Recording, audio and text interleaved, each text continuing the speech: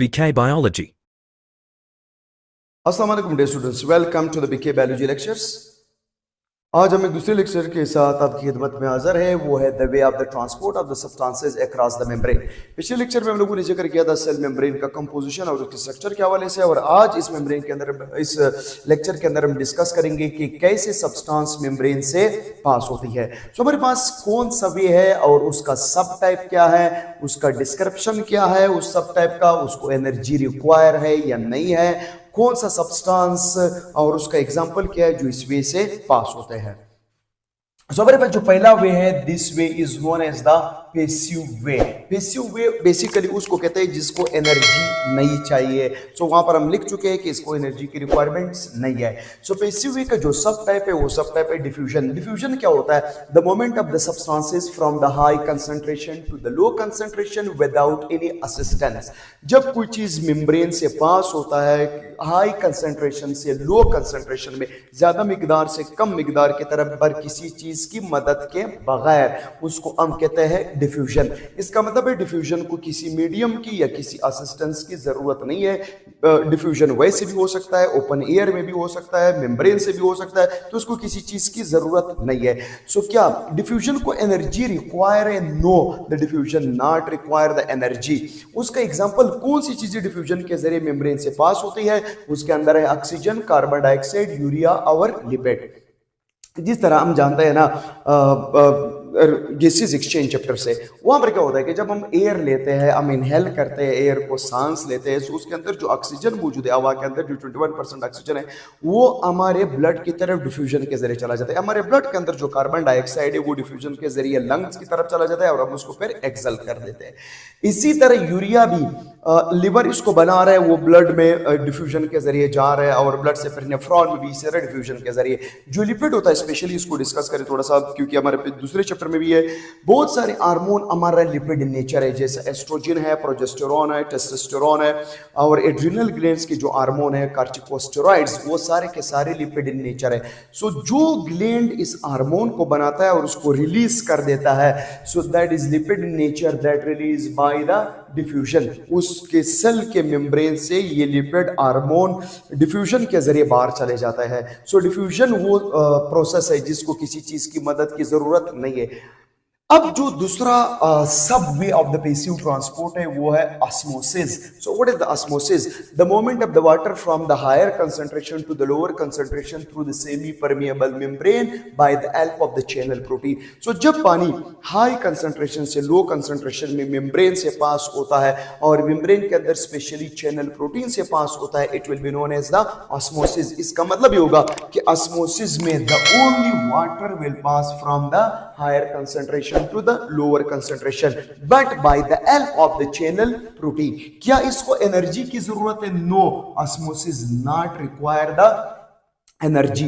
और कौन सा सब्सटेंस ऑस्मोसिस के जरिए जा रहे हैं? It is basically the water. So water जब हाई से लो कंसंट्रेशन में चला जाता है, specially by the help of the channel protein in the semi permeable membrane, it is known as the osmosis.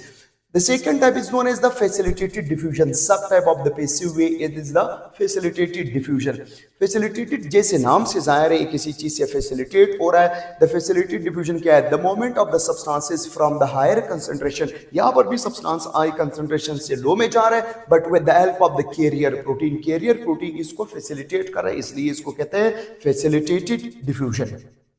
सो इन सब में अगर हम देखा जाए, ऑस्मोसिस हो, डिफ्यूजन हो, ऑस्मोसिस हो या फैसिलिटेटेड डिफ्यूजन हो, तो इन सब में चीजें कहां से जा रही है? From the higher concentration to the lower. So facilitated diffusion में भी सब्सटेंस हाई से लो में जा रही है with help of the carrier protein. क्या इसको एनर्जी की जरूरत है? नो। जैसे हम लोगों ने पिछले लेक्चर में पढ़ा था, मेम्ब्रेन के अंदर बहुत सारे चैनल प्रोटीन है, गेट है, कैरियर है। सो कैरियर प्रोटीन जब चीजों को सेल के अंदर ले जाए या सेल से बाहर लेकर के जाए, it will be known as the facilitated diffusion. Facilitated diffusion को एनर्जी नहीं चाहिए। क्या चीजें फैसिलिटेटेड डिफ्यूजन से पास होती है? उसके अंदर ग्लूकोज है और अमाइनो एसिड है। सो ग्लूकोज जब सेल के अंदर जा रहा है या ग्लूकोज सेल से बाहर जा रहा है, so it is by the help of the facilitated diffusion. अच्छा, जो तीसरा टाइप है उसको हम कहते हैं, सो द फोर्थ टाइप, इसको कहते हैं कीमियो ऑस्मोसिस। जैसा नाम बता रहे केमियोऑस्मोसिस, ये भी किसका टाइप है? पैसिव वे का सब टाइप है, इसको सेकेंडरी एक्टिव ट्रांसपोर्ट भी कहते हैं। So the movement of the ions from the higher concentration to the lower concentration through the gates, membrane के अंदर स्पेसिफिक गेट्स बने होते हैं, जब वहां पर आयंस हाई कंसंट्रेशन से लो कंसंट्रेशन में मूवमेंट करे उस गेट के through, it will be called what? The chemiosmosis. Chemiosmosis को एनर्जी चाहिए? नो, इसको भी एनर्जी नॉट रिक्वायर, इसको भी एनर्जी नहीं चाहिए। केमियोऑस्मोसिस में कौन सा सब्सटेंस जा रहा है? It is basically the ions. For example हम न्यूरॉन से जानते हैं, न्यूरॉन के मेम्ब्रेन के अंदर हम लोग पढ़ चुके हैं, वहां पर नर्वस कोऑर्डिनेशन में न्यूरॉन के मेम्ब्रेन के अंदर गेट्स लगे होते हैं, सोडियम गेट, पोटाशियम गेट, जहां से सोडियम बाहर से हाई कंसंट्रेशन से लो कंसंट्रेशन सेल के न्यूरॉन के अंदर जा रहे हैं, न्यूरॉन से पोटाशियम बाहर जा रहे हैं, वो गेट के थ्रू जा रहे हैं और उसको एनर्जी की जरूरत नहीं है। इस प्रोसेस को कहते हैं केमियोऑस्मोसिस। सो पैसिव वे के हमारे पास 4 टाइप्स है, diffusion, osmosis, facilitated diffusion and chemiosmosis. इन 4 के 4 को एनर्जी नहीं चाहिए, इस वजह से इसको कहते हैं पैसिव वे। पर डिफरेंस क्या चीज है इसके अंदर? जो डिफ्यूजन है उसको किसी चीज की जरूरत, मदद की जरूरत नहीं है, वो वैसे हो सकता है। ऑस्मोसिस को चैनल प्रोटीन की जरूरत है, फैसिलिटेटेड डिफ्यूजन कैरियर प्रोटीन से हो रहा है, और जो केमियोऑस्मोसिस है वो गेट के थ्रू हो रहा है, और ये उसके एग्जांपल्स है। अच्छा, जो दूसरा मेथड है वो है एक्टिव ट्रांसपोर्ट। एक्टिव जैसे नाम बता रहे, it is opposite to the passive, इसको एनर्जी चाहिए। एक्टिव का जो सब टाइप है वो है active transport. What is the active transport? The moment of the substances, जब या the moment of the ions from the low concentration to the high concentration through the pump, जब कोई ions cell के अंदर high से low में जा रहे, उसको हम लोगों ने नाम दिया था केमियोऑस्मोसिस। अगर वही आयंस लेट्स सपोज सेल के अंदर कम है और बाहर ज्यादा है, अगर बाहर से सेल के अंदर जा रहा है, it will be known as the chemiosmosis. अगर वो इनसाइड से आउटसाइड जा रहा है, it will be known as the active transport. यहां पर सो एक्टिव ट्रांसपोर्ट के अंदर एनर्जी रिक्वायर है, yes, this utilise the energy, इस वजह से इसको कहते हैं एक्टिव ट्रांसपोर्ट। सो एक्टिव वो होता है जो एनर्जी को यूटिलाइज कर रहा है। फिर इसी तरह एक्टिव वे के अंदर एक और आता है बल्क ट्रांसपोर्ट। बल्क उसको कहते हैं जिसमें बड़े सब्सटेंसेस या लार्ज अमाउंट में सब्सटेंसेस सेल के अंदर या बाहर जा रहा हो। बल्क ट्रांसपोर्ट का जो पहला टाइप है वो है एंडोसाइटोसिस। जैसा नाम बता रहा है, एंडो का मतलब है इनसाइड एंड साइटोसिस का मतलब है cell. So the moment of the substance inside the cell in the form of vesicle, अगर कोई बल्क में सब्सटेंस उसके ऊपर मेम्ब्रेन कोई विजिकल बना करके सेल के अंदर लेकर के जाए, it will be known as the endocytosis. Endocytosis को एनर्जी रिक्वायर है, यस। अब एंडोसाइटोसिस के फिर फर्दर 2 और टाइप्स हैं, उसको कहते हैं phagocytosis and pinocytosis. The phagocytosis is also known as the cell eating process. Cell eating process, इसका मतलब क्या होगा? The solid move inside the cell, cell के अंदर जा रहा है, एंडोसाइटोसिस। अगर वो लार्ज अमाउंट में सॉलिड चीज सेल के अंदर जा रही हो, so it will be known as the phagocytosis. Phagocytosis का मतलब है सॉलिड है, लार्ज है, इसको हम सेल ईटिंग प्रोसेस भी कहते हैं। और ये मेनली कौन कर रहा है? Animal cell. एनिमल सेल और प्लांट सेल का डिफरेंस ये भी है, एनिमल सेल फेगोसाइटोसिस कर सकता है और प्लांट सेल फेगोसाइटोसिस नहीं करेगा। इसको एनर्जी रिक्वायर है, yes, this need the energy. So क्या चीज इस सेल के अंदर फेगोसाइटोसिस के जरिए, एंडोसाइटोसिस के जरिए जा रही है? फॉर एग्जांपल फूड है हमारा, कोई सेल समटाइम फूड के इर्द गिर्द कोई विजिकल बना करके, जैसे अमेबा होता है, अमेबा फूड के इर्द गिर्द एक क्यूक्यूल बना करके वो सेल के अंदर लेकर के जा रहा है। हमारा जो WBC है वो बैक्टीरिया और वायरसेस के इर्द गिर्द विजिकल बना करके वो विजिकल की फॉर्म में सेल के अंदर लेकर के चले जाता है। So it is also known as the endocytosis या फेगोसाइटोसिस। सेल के अंदर चीजें जा रही, एंडोसाइटोसिस। अगर सॉलिड है तो फेगो, अगर लिक्विड है तो it will be known as the pinocytosis. Pinocytosis क्या होता है? When the liquid move inside the cell, अगर लिक्विड सेल के अंदर चला जाए, it is also known as the cell drinking process. और ये कौन कर रहा है? It is by the plant cell. So एक दूसरा डिफरेंस हुआ, एनिमल सेल फेगोसाइटोसिस कर रहा है और प्लांट सेल पिनोसाइटोसिस करेगा। इसको भी एनर्जी रिक्वायर है, yes, the pinocytosis also need the energy. So plants जब रूट हेयर के थ्रू जमीन से वाटर और मिनरल्स लेते हैं, सो वाटर और मिनरल किस प्रोसेस से लेते हैं? By the cytosis. एक और प्रोसेस है, it will be known as exocytosis. Bulk transport का दूसरा जो टाइप है वो है exocytosis. The moment of the substance is outside the cell, अगर इनसाइड द सेल जा रहे it is known as the endo, अगर आउट जा रहे it will be known as the exocytosis. अगर कोई सब्सटेंस सेल से बाहर जा रहा है विजिकल की फॉर्म में, in the vesicle form, it will be known as exocytosis. अब सवाल ये पैदा होता है कि प्लांट किस चीज को या सेल किस चीज को एक्सोसाइटोसिस के जरिए मतलब सिक्रीट कर देता है जो विजिकल की फॉर्म में। So when the substance move outside the cell in the vesicle form by the contractile vacuole, या तो contractile vacuole के अंदर होता है या Golgi vesicle के अंदर वो substance होता है जो सेल से बाहर जा रहा है एक्सोसाइटोसिस के जरिए। So एक्सोसाइटोसिस के जरिए जो बेसिकली वेसिकल्स होते हैं, अगर इस पे क्वेश्चन आ जाए कि ये वेसिकल कहाँ से बनते हैं, या तो contractile vacuoles होते हैं या Golgi vesicle। Golgi vesicle किसी चीज को पे करके सेल से बाहर भेज देते हैं, इसको कहते हैं एक्सोसाइटोसिस। एक्सोसाइटोसिस को एनर्जी चाहिए, yes this require the energy. क्या चीजें सेल से बाहर जा रही है एक्सोसाइटोसिस के जरिए? कंट्रक्टाइल वेक्यूल के अंदर जो होता है, in the contractile vacuole waste होता है, सेल वेस्ट को बाहर रिलीज कर देते हैं बाय द एक्सोसाइटोसिस। या कोई सेल है जो हमारे गट के सेल्स है या बोन्स के जो सेल्स है, अगर वो एंजाइम सिक्रीट कर रहा है तो that is by the exocytosis. या कोई सेल हार्मोन रिलीज कर रहा है या कोई सेल म्यूकस रिलीज कर रहा है, so it is by the process of the exocytosis. सो ये हमारे पास बेसिक हो गए। पैसिव के अंदर 4 मेथड्स है, डिफ्यूजन, ऑस्मोसिस, फैसिलिटी एंड कीमियोऑस्मोसिस। और एक्टिव के अंदर फिर 3 प्रोसेस है, active transport, endocytosis and exocytosis. अब कुछ क्वेश्चन आ सकते हैं आपसे कि कौन सी चीज है जो किसी असिस्टेंस के बगैर मेम्ब्रेन से पास हो सकते हैं। सो it will be the oxygen, carbon dioxide, urea and lipid. बाकी सबको किसी न किसी असिस्टेंस की जरूरत है।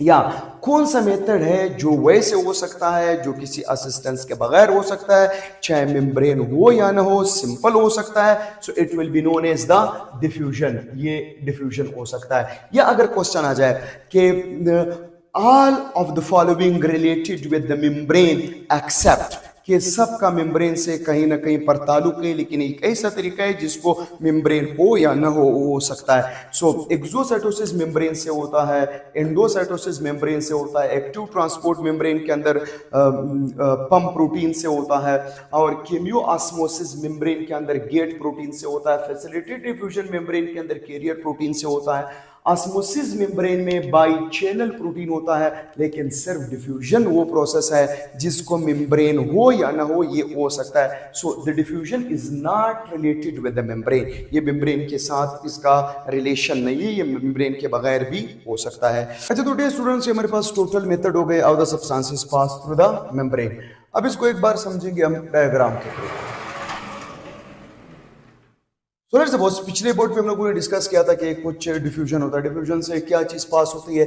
जब ऑक्सीजन हाई कंसंट्रेशन से लो कंसंट्रेशन में आता है थ्रू या कार्बन डाइऑक्साइड सेल के अंदर हाई होता है और वो बाहर की तरफ लो कंसंट्रेशन की तरफ चला जाता है थ्रू द मेम्ब्रेन। चाहे मेम्ब्रेन हो या ना हो, सिंपल लिपिड लेयर से हो सकता है। This process is known as the diffusion. दूसरा तरीका हमारे पास था ऑस्मोसिस। ऑस्मोसिस क्या था? जब वाटर हाई कंसंट्रेशन से लो कंसंट्रेशन में चला जाए through a channel protein, it will be known as the osmosis. अच्छा, जो तीसरा तरीका था वो हमारे पास था फैसिलिटेटेड डिफ्यूजन, जो किसके थ्रू हो रहा था? Carrier protein. कैरियर प्रोटीन किस चीज को लेकर जाएगा? That will carry the glucose and amino acid. जब मेम्ब्रेन से ग्लूकोज और अमाइनो एसिड हाई कंसंट्रेशन से लो में पास हो जाए through a carrier protein, it will be known as the facilitated diffusion. जो नेक्स्ट मेथड था वो हमारे पास था एक्टिव ट्रांसपोर्ट। एक्टिव ट्रांसपोर्ट क्या चीज है? जब आयंस चले जाते हैं from the higher lower concentration to the higher concentration, जब आयंस पंप के थ्रू लो कंसंट्रेशन से ये बाइंड करके इसको बाहर लेके जाता है और किस चीज को खर्च कर रहा है? एटीपी एनर्जी को खर्च करेगा। This process is known as the active transport. बाहर सोडियम का मिकदार ज्यादा है, अगर यही सोडियम वापस सेल के अंदर चला जाता है थ्रू अ गेट प्रोटीन, जिसको वोल्टेज गेट भी कहते हैं या लेजेंड गेट भी कहते हैं, अगर वो गेट के थ्रू सेल के अंदर जा रहे, it will be known as the chemiosmosis from the higher concentration to the lower concentration. अब जो दूसरे मेथड हमारे पास थे उसके अंदर था एंडोसाइटोसिस और एक्सोसाइटोसिस। फॉर एग्जांपल हमारा कोई सेल, कोई WBC सेल है, दिस इज द WBC, कोई वायरस हो या बैक्टीरिया ये इसको इनगल्फ कर देता है। सो बैक्टीरिया चूंकि एक ऑर्गेनिज्म है और सॉलिड है और बड़ा ऑर्गेनिज्म है, ग्लूकोज वगैरह से सबसे बड़ा है, तो इस बड़े बैक्टीरिया को इनगल्फ करने के लिए जो सेल प्रोसेस करेगा it will be known as the endocytosis. Bacteria के सेल, बैक्टीरियल सेल के इर्द गिर्द हमारा जो WBC का मेम्ब्रेन है वो सूडोपोडियल मूवमेंट करके इसको इनगल्फ कर देता है, सेल के अंदर लेकर के जा रहा है। सो जब हमारा मेम्ब्रेन इस बैक्टीरिया को सराउंड करके इसको सेल के अंदर लेके जा रहा है, सो मेम्ब्रेन से जो वेसिकल बनता है, सो इस वेसिकल के थ्रू बैक्टीरिया अंदर आया, it will be known as the endocytosis. अगर वेसिकल के थ्रू आ जाए it is called the endocytosis. वैसे मेम्ब्रेन से आ जाए डिफ्यूजन, चैनल से आ जाए ऑस्मोसिस, कैरियर से आ जाए फैसिलिटेटेड डिफ्यूजन, अगर पंप के जरिए चला जाए बाहर या सेल के अंदर it will be known as active transport, अगर गेट के थ्रू सेल के अंदर आ जाए it will be known as chemiosmosis. So ये बेसिकली फिजिकल की फॉर्म में आ रहा है, it is called the endocytosis. और बैक्टीरिया जो है चूंकि इस टाइम एक बड़ा ऑर्गेनिज्म है और सॉलिड फॉर्म में, तो it is also known as the phagocytosis, cell इसको कहा है। सो जिस फिजिकल की फॉर्म में बैक्टीरिया हमारे सेल के अंदर भी नो एक और ऑर्गेनेली मौजूद है जिसको एसिड बोतल भी कहते हैं, एंजाइम बोतल भी कहते हैं या सुसाइडल बैग भी कहते हैं। इसके अंदर एंजाइम होते हैं इस ऑर्गेनेली के अंदर, it is known as the lysosome. So lysosome के अंदर हाइड्रोलाइटिक एंजाइम है। इस बैक्टीरिया, जिस वेसिकल के अंदर बैक्टीरिया मौजूद है, ये लाइसोसोम उसके साथ बाइंड होकर के उस बैक्टीरिया को डाइजेस्ट करते हैं, या बाद में लेक्चर में इसको हम इसका फंक्शन और टाइप्स डिस्कस करेंगे। तो यहाँ पर मुख्तसर ये कह सकते हैं कि लाइसोसोम बाइंड होता है इस वेसिकल के साथ जिसके अंदर बैक्टीरिया मौजूद है, एंजाइम रिलीज करके बैक्टीरिया को डाइजेस्ट कर लेते हैं। जब बैक्टीरियल सेल यहाँ पर डाइजेस्ट हो जाता है, डाइजेशन के बाद सेल उससे जो जरूरी सब्सटेंस है इसको एब्जॉर्ब कर लेते हैं। सेल ने किस चीज को एब्जॉर्ब कर लिया? जो चीजें डाइजेस्ट हो चुकी है या जो सेल को रिक्वायर्ड होती है, amino acids, glucose, vitamins, cell इन चीजों को एब्जॉर्ब कर लेते हैं। ग्लूकोज हो, अमाइनो एसिड हो या विटामिन्स। एब्जॉर्प्शन के बाद इसी वेसिकल के अंदर क्या चीज बच जाता है? वेस्ट। वेस्ट उसको कहते हैं जो डाइजेस्ट नहीं होता, जो अनडाइजेस्टेबल होता है, क्योंकि लाइसोसोम के पास सारे एंजाइम नहीं होते कि इसको कंप्लीट डाइजेस्ट करे, कुछ सब्सटेंस अनडाइजेस्टेबल रह जाती है। सो उस अनडाइजेस्टेड मटेरियल को हम कहते हैं वेस्ट। सो जिस वेसिकल में पहले बैक्टीरिया था उस वक्त फूड वैक्यूल कहते थे, अब इसके अंदर वेस्ट है। सो वेस्ट के दौरान इसको एक और भी हम नाम दे सकते हैं, it is known as the contractile vacuole. So contractile vacuole के अंदर जो वेस्ट मौजूद है, ये वेस्ट जब मेम्ब्रेन के पास ये वैक्यूल आकर के बाइंड होता है और वो वेस्ट सेल से बाहर चला जाता है, it will be known as the exocytosis. So अगर वेसिकल की फॉर्म में सेल के अंदर आ रहा है एंडोसाइटोसिस, वेसिकल की फॉर्म में सेल से बाहर जा रहा है एक्सोसाइटोसिस। अगर वो चीज लिक्विड आती तब इसको कहते थे पिनोसाइटोसिस। इस टाइम वो सॉलिड है, so that is why it is known as the phagocytosis. So thank you for watching dear students. Please इस चैनल को लाइक करें, सब्सक्राइब करें और आगे शेयर करें ताकि हम आपके लिए और भी वीडियोस बनाते जाएं और भी वीडियोस अपलोड करते रहेंगे इंशाल्लाह ताला। सारा का सारा जो MD CAT कोर्स है हम कोशिश करेंगे कि इन वीडियोस के थ्रू आप तक पहुंचा दें। Thank you for watching.